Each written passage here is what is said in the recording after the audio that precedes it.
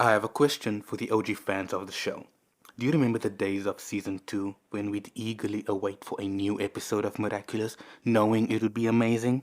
Where each episode was better than the last? Do you remember when season 2 cared about developing its characters? Gabriel, Adrian, Alia, Nino, Chloe, gosh, especially Chloe. Do you remember the best finale ever? Where our OG team of heroes came together to fight all the reacclimatized villains? Yeah, those were the good old days. How far the show has fallen from such great success. In my eyes, season 2 is honestly, to this day, the best season of Miraculous Ladybug. Episode after episode was pure perfection. Season 1 was the season to build the show, introduce us to the characters, their dynamics, the heroes, their powers, the school, and all of that. And following from season 1 to 2, there were some inconsistencies or rather changes that actually served the show for the better. One could say that season 2 was the golden age of the show. Unlike season 3 and onwards, we got brand new akumatized villains with one exception that technically made sense and didn't feel repetitive, being Chloe, or technically Queen Bee. Chloe was akumatized in season 1 and again in season 2, but it was done in a way that felt fresh since she was akumatized with her Miraculous. Season 2 was a breath of fresh air. Miraculous Ladybug itself is a unique show, with one main villain but multiple minor akumatized villains, which made the show feel unique and engaging every episode as we see our heroes battle a new villain with different powers from the last. Miraculous was on its way to being dubbed one of the best shows in history. But where did it go wrong? Season 3. For the quarter part, Season 3 was actually good with some new akumatized villains and more.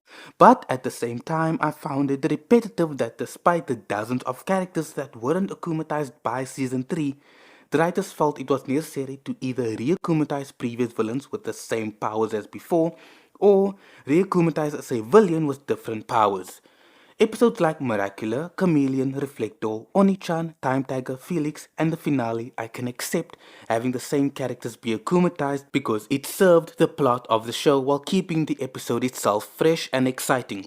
Chameleon hinted at Hawkmoth and Lila working together. Oni-chan confirmed it.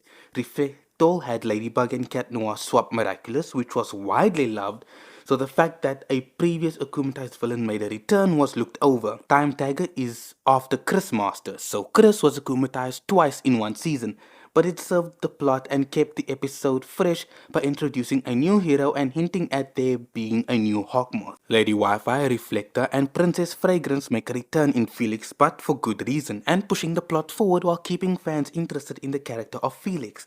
The finale was honestly one of the worst episodes of the show, but having Chloe's parents be akumatized again did serve the plot, and having Chloe akumatized again did serve the plot as well. So I can give it a pass. But what the hell was Stormy Weather 2, everyone? That was such a nothing episode, and so was Gamer 2.0 and The Puppeteer. They were meaningless filler which added nothing to the show with re-akumatized villains. If you watch my previous retrospective reviews, you'll know that I love Stormy Weather and The Puppeteer because they were animated well and were just fun. I think most fans also like those episodes and the writers thought their sequels would do great, but no, it obviously didn't. The fall of Miraculous Ladybug started in Season 3 and continued till the finale of Season 5. Season 4 was a mixed bag, and Season 5's evolution was decent to the point where fans thought this season might be better. But nope, some episodes were good and others were, like the finale, trash. When I refer to the downfall of Miraculous Ladybug, I'm not talking about how it does financially, because no matter how bad the writing and animation gets, the show will make lots of money. I am simply talking about the writing, story direction, and the visuals. Season 2 raised the show's standards a little too high, and the seasons after that, as a whole, failed to meet them. But I'll always say this, no matter how bad the show gets, I will always come back to it. The show is to me what a child is to a parent. No matter how much the child misbehaves, the parent will still love the child no matter what. Thank you for coming to my TED Talk. I personally feel that this video was all over the place because there is so much to say, but I had to reduce it because the editing takes a lot of time. What do you think about Miraculous Ladybug? I'd love to read your comments down below. See you soon and stay miraculous.